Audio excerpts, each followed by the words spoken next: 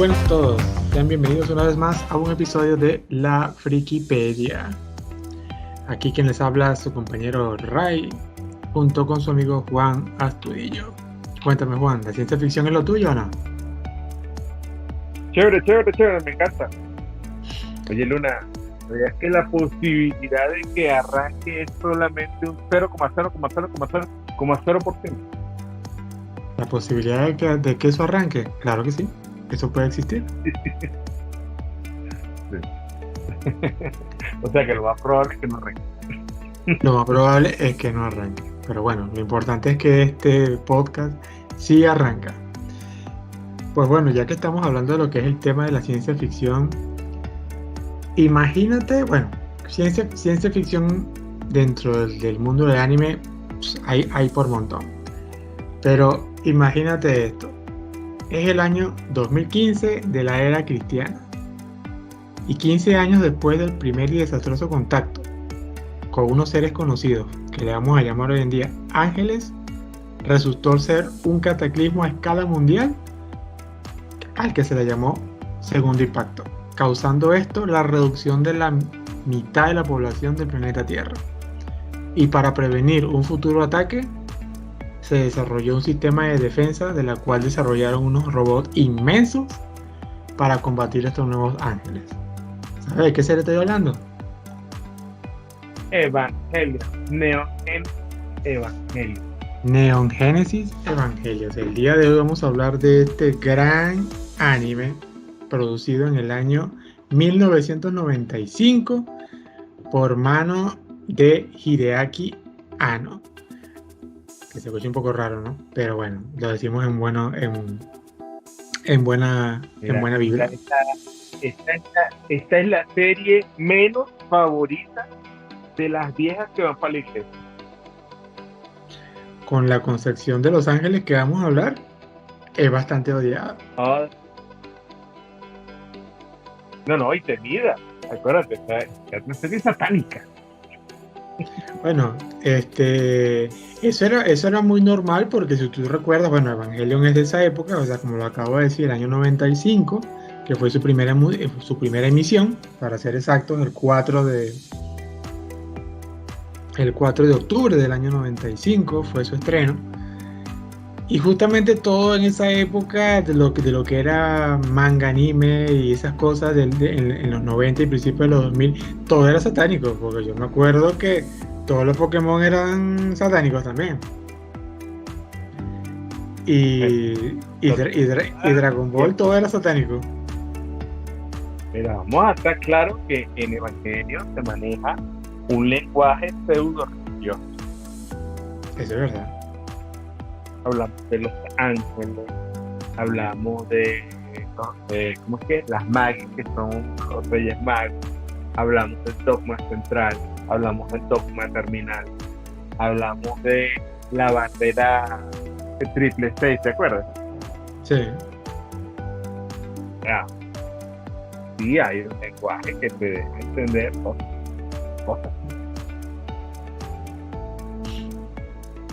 Sí.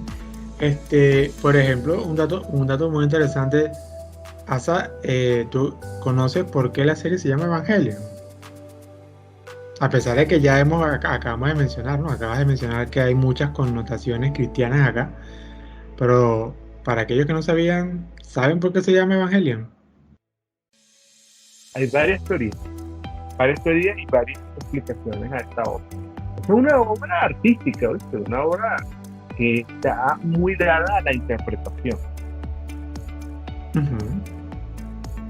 Por ejemplo, para mí, personalmente, se llama Neon Genesis porque primero Neo de nuevo Genesis. Neon Genesis, un nuevo inicio. Que ahorita, por ejemplo, al ver los reboots y todo, me parece que realmente sí tiene mucho sentido ese primer título. Pero Evangelio está bien interesante porque Evangelio se viene de los evangelistas, los 4 evangelistas que fundaron la religión católica. Pero también podrías decir que esto tiene mucho que ver con un elemento muy importante que está dentro de la serie, que son los ángeles. Sin embargo, recordemos que esto es una visión de conceptos católicos visto desde una perspectiva japonesa. Los japoneses no son en su mayoría católicos. Para ellos la religión católica en su mayoría es lo que para nosotros es la religión de ellos, como el shintoísmo o el budismo, una religión rara. Entonces, cuando tú hablas de los ángeles dentro de Evangelio, estás hablando de una palabra cuyo significado profundo es mensaje, mensajero. Los mensajeros. Fíjate, evangelio. ¿El evangelio qué es? Es un mensaje, es el nuevo mensaje, la nueva verdad que trae la Biblia. Es una palabra que realmente tiene mucho significado, aunque yo creo que es porque suena muy evangélico.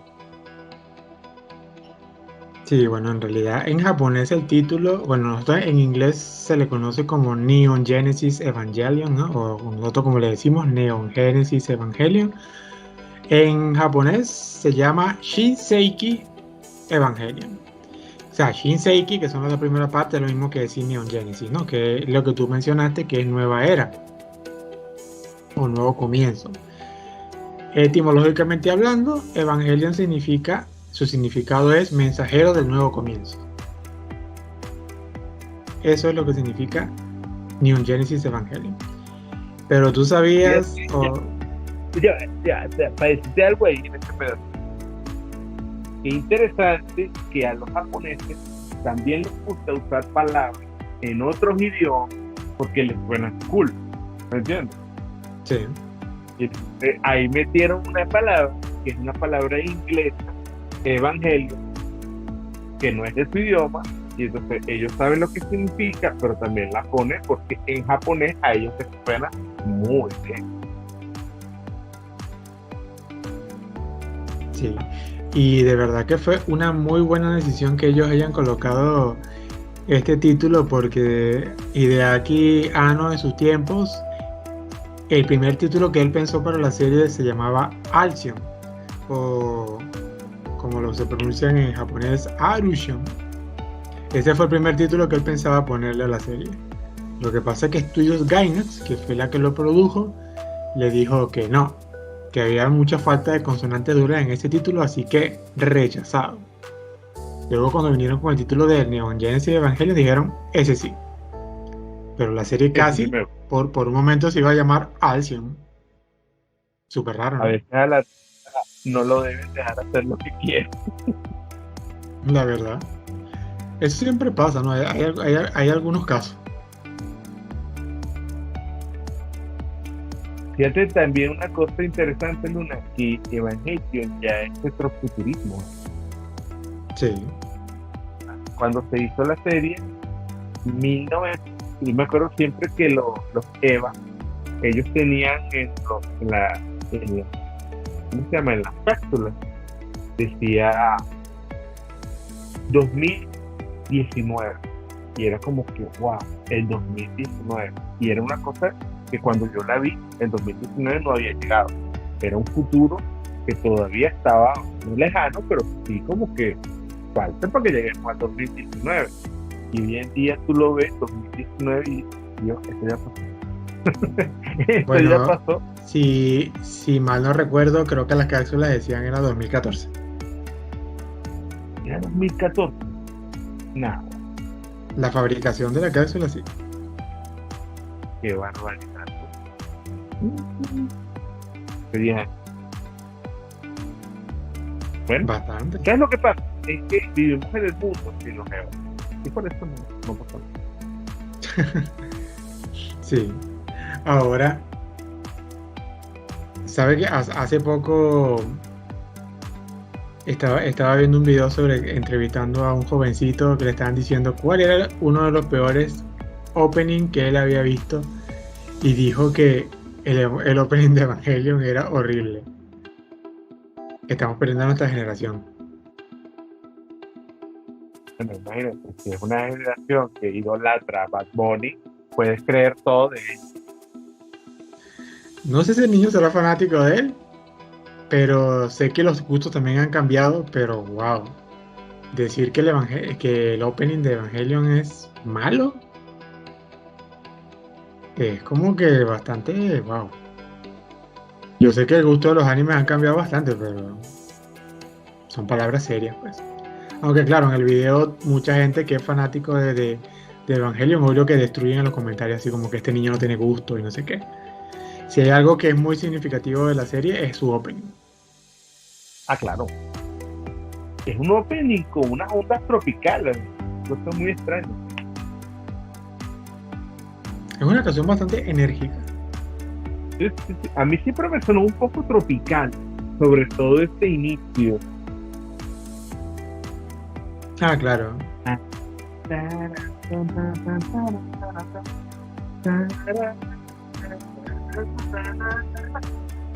A mí me suena así como medio sancocho. Pienso yo. No sé. Bueno, Bueno, armónicamente hablando, sí tiene una construcción bastante, un poquito más compleja, ¿no? Pero bueno, no es una clase de música.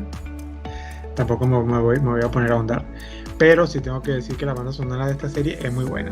Pero entrando a la parte principal, ¿qué hace Evangelion una serie tan buena y que la convirtió en una serie de culto?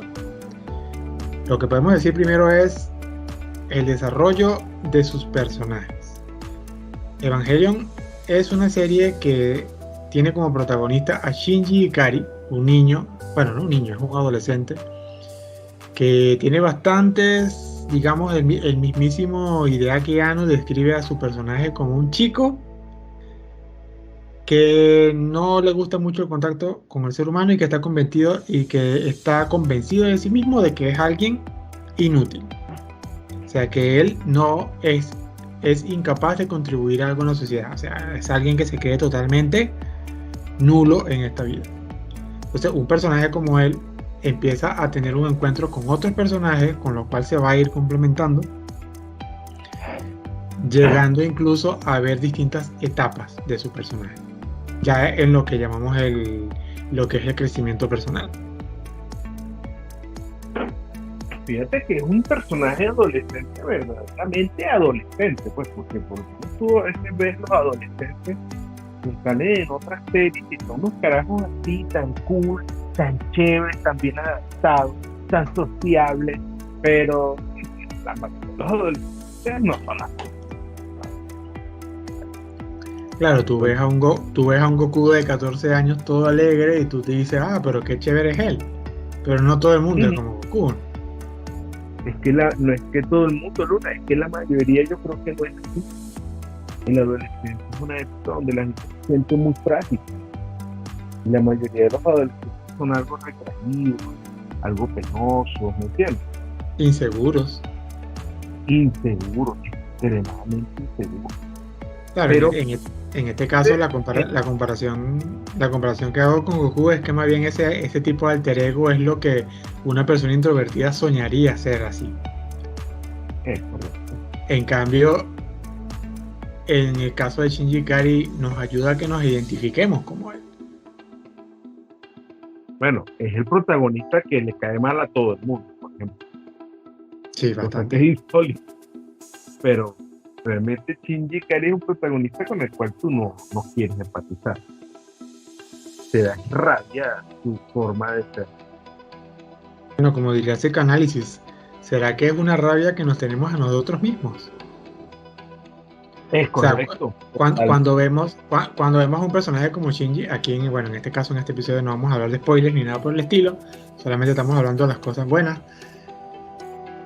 El caso de Shinji, yo creo que al ser un adolescente que es inseguro, que le cuesta tomar decisiones y esa molestia que nos causa de que ¿por qué actúa así? ¿Por qué no toma el frente?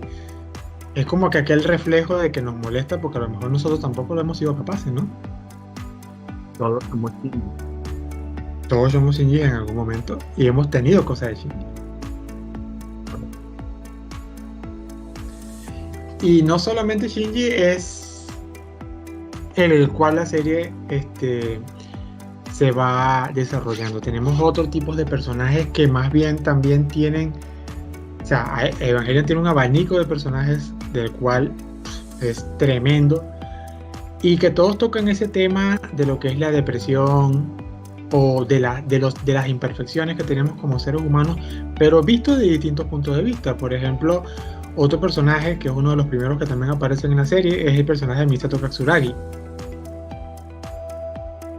que es un personaje que a simple vista podemos ver que es bastante alegre, es súper sociable, pero que en el fondo también es una persona que tiene una coraza, que no es una persona que en realidad está mostrando su verdadero ser hacia los demás. O sea, su manera de combatir la realidad es diferente. O sea, a que es lo muy chévere que tiene esta serie.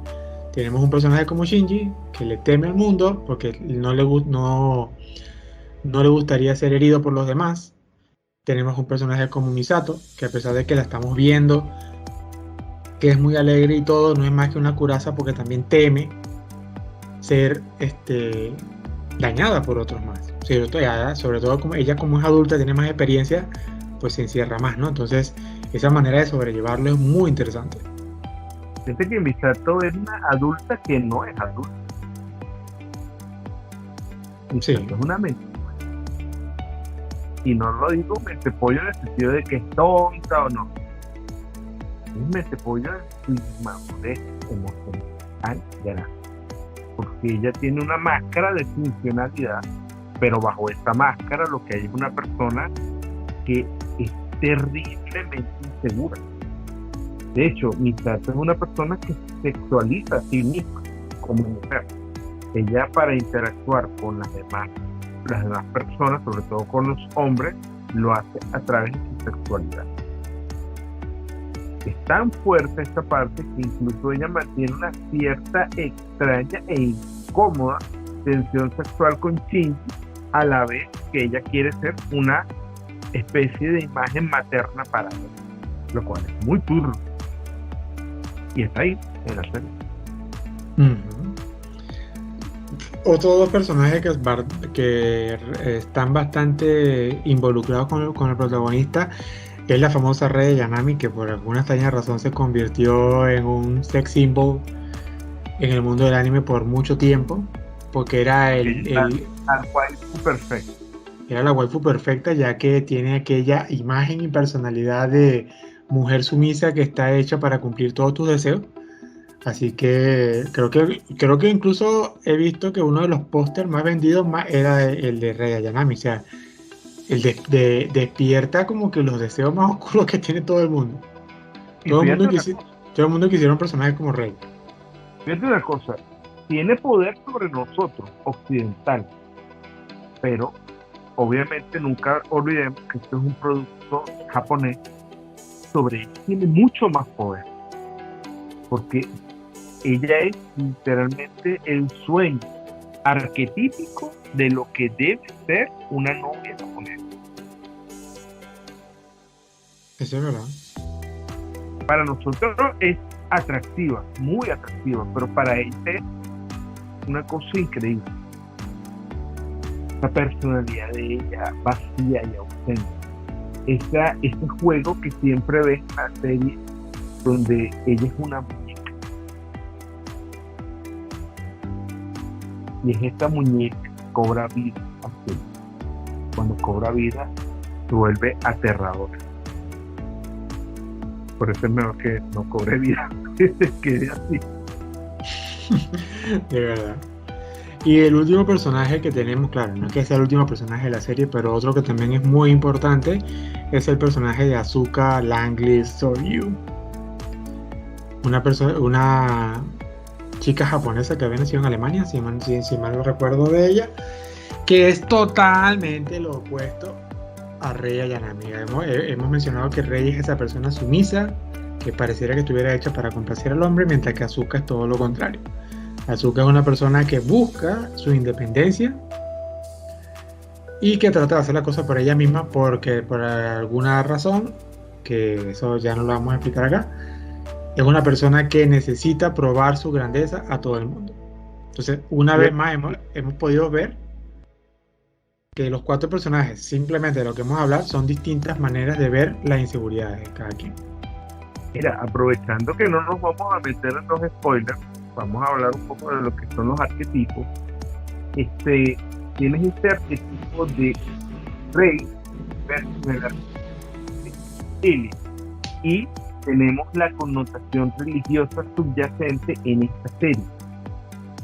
Y es bien interesante este pedacito porque Rey y Asuka simbolizan algo muy profundo, que son los dos aspectos contrarios de la mujer. Por un lado está Rey, que simboliza a Eva, primera mujer, pero este primero precisamente es el que viene entre comillas totalmente, porque a Eva, según la tradición judía, ella no es la primera mujer. Nosotros como cristianos nos enseña que la primera mujer fue Eva, pero los judíos tienen una leyenda que dice que la primera mujer no fue Eva, la primera mujer fue Lilith. Y esto se basa en una cosa que tiene la Biblia que es muy extraña, muy misteriosa. Nadie lo nota, pero como yo era un niño extraño, yo desde la primera vez que leí la Biblia lo noté. La Biblia tiene dos momentos en los cuales se habla de cuándo se creó el hombre. En el primer fragmento se dice, y Dios los creó, macho y hembra los creó. Luego hay otra segunda creación del hombre, donde se habla de que primero se crea a Adán, y después de la costilla de Adán, Dios crea a Eva para que Adán no esté solo. Ahora, los judíos dicen que no es que la historia se contó dos veces, y tampoco es un error. Es que hay dos primeras mujeres. La primera mujer fue Lilith. Lilith fue creada junto con Adán. Macho y hembra los creó. ¿Qué sucede? Adán no fue feliz junto a Lilith, porque Lilith, a pesar de que era mujer, no se consideraba inferior al hombre. Lilith se consideraba que estaba al nivel de Adán, porque fue creada junto con él. Por eso es que tenían tantas peleas, porque Adán quería que ella fuera sumisa, y Lilith nunca iba a aceptar eso. Luego Lilith se va, abandona a Adán, y Dios crea para Adán a Eva, que es una mujer sumisa. Rey simboliza a la mujer sumisa, pero Asuka representa a esta primera mujer, la verdadera primera mujer, que es Lilith, que es una mujer agresiva. Este fue un momento hiperculto. Sí, yo sí conocía esa teoría también de lo que es ese trío amoroso que había entre Adán, Eva y Lilith, y de verdad que tiene bastante, tiene una digamos, como que una fuerza bastante relevante. O sea, ahí podemos ver las características de qué es lo que queremos o no. Y, por ejemplo, podemos ver que a pesar de que Lilith es bastante conflictiva, también hay un profundo amor entre ellos, ¿no? Sí. Entonces es aquella cosa de que a Adán le gusta que Eva sea sumisa, pero le gusta Lilith, ¿no? O sea, entonces es aquella cosa, ¿no? Como por cuál me decido. Bueno, esta es la decisión eterna del hombre, por cuál me decido. Si queremos a alguien para acá o queremos a alguien que nos dé pelea. Es una muy buena representación. Pero bueno, según Hideaki Anno acá, bueno, los personajes que están llevados a cabo en esta serie,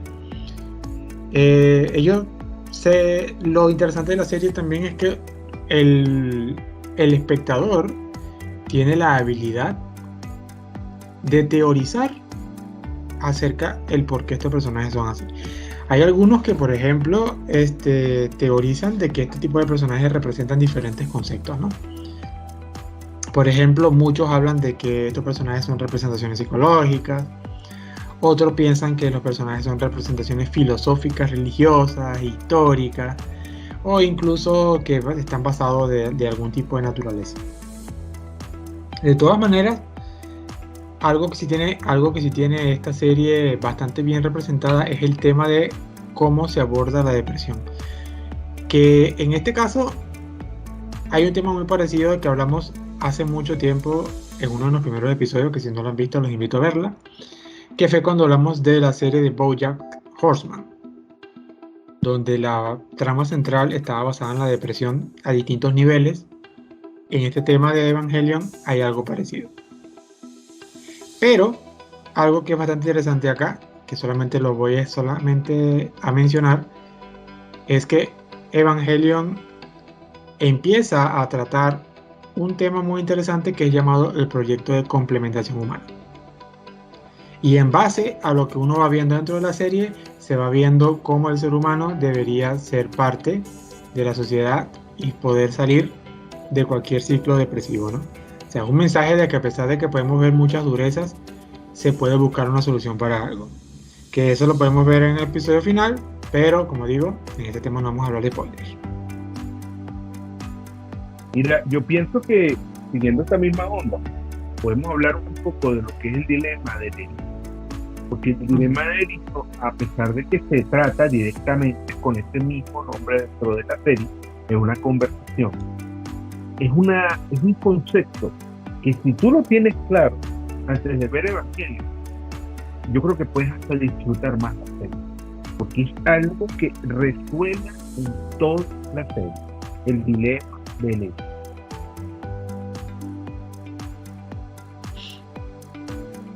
Sí, el dilema del erizo es lastimar a otro para evitar no ser lastimado, ¿no? Sí, es el problema que se presenta cuando tú tienes a dos erizos. Recordemos que el erizo es ese animalito que uno le llama puercoespín, que tiene así muchas pullitas. Sí. Entonces, es casi tierno que tú te imaginas a dos erizos que se quieren abrazar.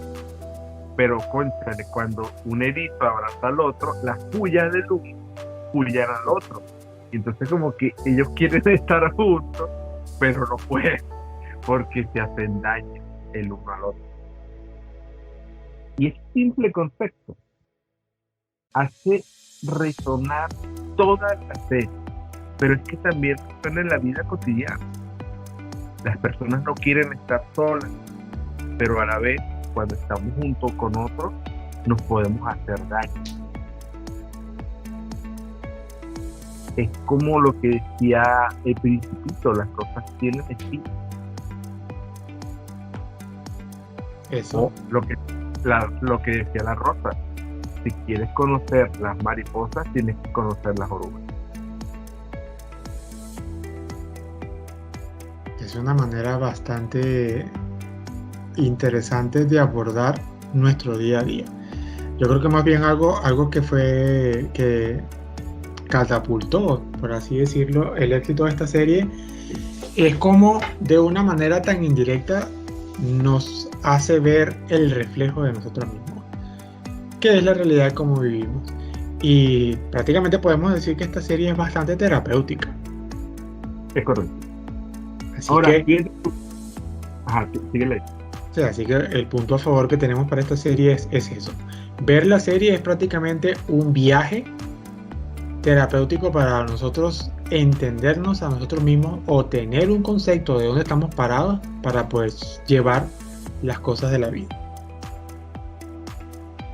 Fíjate que hay otro concepto de la serie y yo creo que tampoco hace daño que la gente lo haga, porque no te va a brindar la experiencia, al contrario, te la va a mejorar.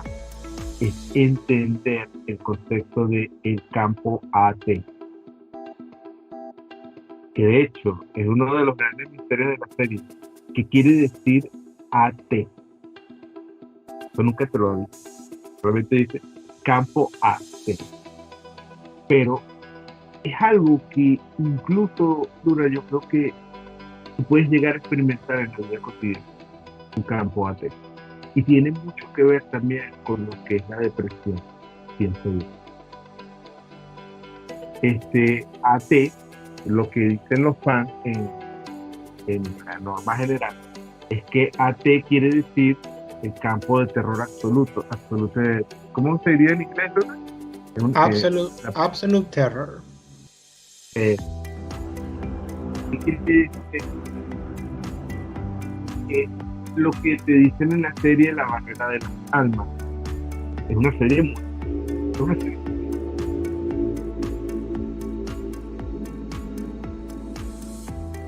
La barrera de las almas es básicamente ese límite entre mi yo y tu yo. Yo soy yo, tú eres tú. Pero entre ambos hay un espacio, hay un límite.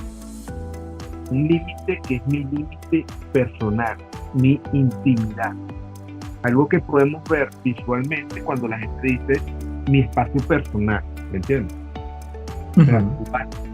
Y tú no quieres que un extraño se te acerque menos de por no decirte, nosotros que somos latinos, no queremos que se nos acerquen por lo menos a medio metro de distancia, ¿me entiendes?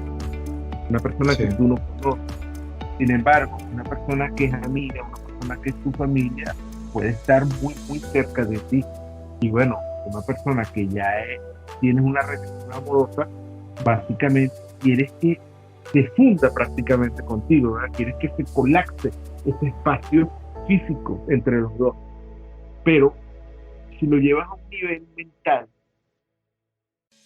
que difícil es cuando tú como persona te abres con otra persona y tú dejas que esa persona conozca de ti, conozca lo que te mueve, lo que te afecta, lo que te duele, pero también qué terapéutico es cuando tú tienes un problema y tienes una buena amistad a quien tú te le puedes desfogar y decirle, mira, me pasó esto. Y es como que justo lo que uno necesita. Y ese concepto que parece que es una tontería en la serie, tú lo ves de una manera grandiosa cuando tú ves aquel campo AT, que es una cosa que te despliega y es como decirte, es como un campo de fuerza, metiéndose de nuevo en lo que es el friquismo. Es un campo de fuerza súper poderoso que los ángeles y los Eva poseen, que impide que las armas convencionales funcionen, porque cuando tú le disparas al enemigo, al ángel, el campo AT del ángel detiene cualquier cosa, incluso las armas atómicas son detenidas por un campo AT. Es una cosa que impide que cualquier cosa le llegue, excepto otro campo AT, como el que tienen los Eva. Y ese concepto a mí me gusta mucho, Nora, porque tú lo ves en tu vida diaria. Cuando una persona despliega su campo AT sobre ti y tú sientes que te frena en seco, como no puedo seguir, o sea, me detuvo, no puedo entrar más allá. ¿A ti te ha pasado? ¿Han desplegado un campo AT con tu vida? Claro que sí. ¿Y tú lo despliegas? Sí lo he hecho, pero poco. Pero sí. No, yo creo que yo sí lo hago bastante. Claro, en ese sentido, bueno, déjame decirte que, bueno, cuando yo empecé a ver Evangelion tenía prácticamente la misma edad de Shinji. Así que me identifiqué bastante en muchos aspectos. Sobre todo porque justamente la serie lo vi en uno de los momentos de mi adolescencia más complicados. Ese campo AT a millón. Sí, ese campo AT es súper a millón. Entonces yo creo que ese mensaje, incluso, bueno, Evangelion es una de las series que más he visto. Más de 30 veces sin exagerar. Y para mí eso prácticamente era un viaje que me recordaba mucho hacia dónde había que estar encaminado. Ojo, me lo tomaba, bueno, yo siempre todo friki, me lo tomaba desde ese punto de vista. Nunca vi la serie para decir que yo iba a ser un piloto de robot y cosas de esas, ¿no? O sea, nunca me fui a ese lado fantasioso. Pero sí me gustaba mucho, era el la parte no psicológica de la serie, de cómo te iba llevando. Entonces, sí entiendo bastante sobre eso. Esa relación con los padres. También es un aspecto bastante importante, pero eso se descubre viendo la serie. Otro aspecto técnico que me gustaría conversar, porque ya hemos hablado de lo que es el abanico de personajes, sobre todo los principales que hemos visto, sus significados, es el aspecto técnico de la serie. Si hay algo que ha sido bastante llamativo es el diseño de estos robots que son llamados EVAs. El diseño, que en este caso te lo dejo más a tu parte, es súper impresionante debido a su alto realismo y esos dibujos tan modernos para hacer una serie del año 95 que se empezó a producir en el 93. Y que tú te consigas ese tipo de diseño en esa época, pues eso era impresionante. Pues. Fíjate que en este punto hay que hablar un poco como, pues, volviendo a la ficha técnica, de que esto es una serie mecha. Mecha es como una clasificación que se usa en Japón y viene como que de mecánica. ¿Cómo se diría en inglés, Donald? ¿Tú quieres ver bueno en esto? Mecha. Pero mecánica, ¿cómo se diría? Mecánica. Mecánica. Ellos toman este término mecha para todas las series que se tratan acerca de cosas como robots, naves espaciales, todo lo que son como mecanismos, todo lo que son como cosas muy impresionantes, y es como que uno de esos puntos tan fuertes del anime, especialmente el anime que yo viví, que fue el anime de los 80, el anime de los 90, la parte de los mechas estaban a millón, y los mechas es como una de esas tradiciones más espléndidas del anime, que por cierto, hoy en día está un poco de capa caída, ya esto no está tan de moda, el género mecha. Recordemos, por ejemplo, el género comienza con cosas antiquísimas como por ejemplo Mazinger Z, y precisamente ahí es donde quiero caer porque el diseño de estos dibujos, de estos mechas que empiezan con Mazinger, pasamos primero por unas formas muy sencillas que son literalmente cilindros, cuadrados, triángulos, y luego los mechas se van afinando.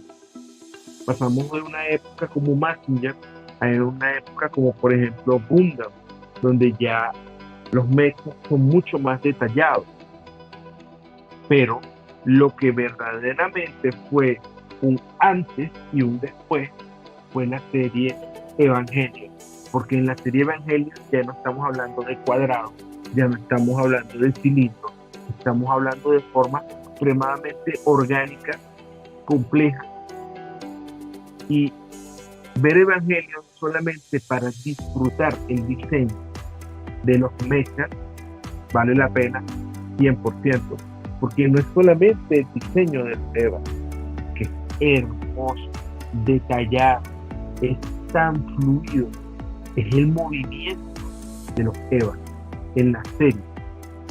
La primera vez que en la serie ves a un Eva y aquel Eva da un solo paso, el sentimiento, la impresión de magnitud que te da es demasiado grande. O sea, estamos hablando de una serie que logró algo que sí apenas pudo alcanzar cuando llegamos a Pacific Rim. Mucha gente dice, no, es que Pacific Rim alcanzó lo que ya Evangelion había logrado décadas antes, en la sensación de magnitud, que tú sientas que esto verdaderamente es un robot gigantesco, es gigantesco, pesa miles de toneladas, es algo increíble lo que estás viendo. Eso lo logró Evangelion por primera vez. O sea, es el heredero de una larga tradición. Y obviamente que si tú disfrutas la serie, tienes que disfrutar ese mundo en el que existen los evangelios. todos estos mecanismos, todas estas estructuras, todas estas máquinas, algo increíble de lo detallado, hermoso, o sea, es una pasión por este tema. Tiene Evangelion, ¿verdad? El mundo de Evangelion es increíble desde el punto de vista mecánico, desde el punto de vista técnico. Es algo increíble, increíble. A mí me encantó cuando lo vi la primera. No, es que como adolescente el diseño de los personajes es bastante llamativo. O sea, digamos que todo ese diseño mecha atrae al público y luego después te enganchan con el tema de la trama. Entonces, estas dos cosas son la combinación perfecta para que te enganches a la serie y quieras ver las peleas, que son muy buenas, y el desarrollo interno que cada personaje va a ir sobrellevando hasta el final de la serie. O sea, estas dos combinaciones hacen una serie 10 de 10. Y a pesar de eso, como dato curioso, ya para ir culminando, es increíble cómo Evangelion logró todo lo que logró, a pesar de que en plena producción de la serie, Estudios Gainax se había ido a la quiebra y tuvieron que reducir presupuesto porque ya no les quedaba plata para seguir haciendo los episodios. Y se tuvieron que inventar, para aquellos que no han visto la serie por si acaso y la quieran ver, que se los recomiendo por un montón, vean qué fue lo que hizo Estudios Gainax para poder rendir la plata que les quedaba para hacer los episodios. Algo muy propio del anime, pues, y esas lochitas hasta el final. Créeme Fíjate que ellos, esta serie es arte, porque ellos de la limitación logran una forma de expresión. Ellos se expresan a través de la limitación. Y la manera en la que ellos integran este problema a la solución que le dieron es sublime. Es que fue un invento tremendo. O sea, yo al principio, obvio, bueno, con 13 años, no tenía ni la más mínima idea de ese tipo de cosas, ¿no? Eso después lo fui averiguando con el tiempo en internet. Pero tengo que decir que la estrategia que utilizaron quedó como tan... ¿Cómo ponerle esa palabra? Como tan filosófico, o sea, tan bien empleado, que tú no te das cuenta que lo estaban haciendo era por eso. O sea, pero supieron meter lo que necesitaban para en el capítulo con esa crisis de presupuesto que tenían. Y les quedó ahí es a uno. Verdadero arte. Ese es el verdadero. Verdadero arte se adapta al medio y logra sacarle hasta la última gotica, ¿no? Hasta la última gotica. Y ellos no lo ven. Entonces, una serie en un mundo distópico, post-apocalíptico, mecha, filosófico, psicológico, con personajes complejos, con escenas de acción que no envejecen mal, con unos diseños con mechas, diseños de mechas totalmente chéveres. No se le puede pedir más a esta serie. Con buena música, o sea, esta serie lo tiene todo. ¿Vale la pena ver Evangelion? Sí. 100%. 100%. Así que si no, de repente no la han visto, sé que mucha gente de la vieja escuela la habrá visto, pero sé que hay gente que no la ha visto. Entonces, si no la han visto, véanla. Si no, pues bueno, les acabo de abrir aquí un recuerdo de su infancia o de su adolescencia, como sea, y posiblemente querrán ver algunas otras escenas, porque eso le pasa a todo el mundo. Y bueno, hasta aquí entonces hemos dejado nuestra reseña y nuestra opinión acerca de Neon Genesis Evangelion. Así que gracias por escucharnos acá. Recuerden que pueden encontrarnos a través de la página de Facebook que se llama La Frikipedia Podcast. Ahí publicamos todos los enlaces de nuestro programa cada vez que salen. Y también los invitamos a que compartan este episodio con sus amigos a través de las redes o cualquier otro método de difusión Nosotros nos encontramos en distintas plataformas, ya sea Spotify, Google Podcast, Amazon Music y muchos más. Y con esto, pues nos veremos en otra sesión friki la próxima semana. Nos vemos. ¡Chau!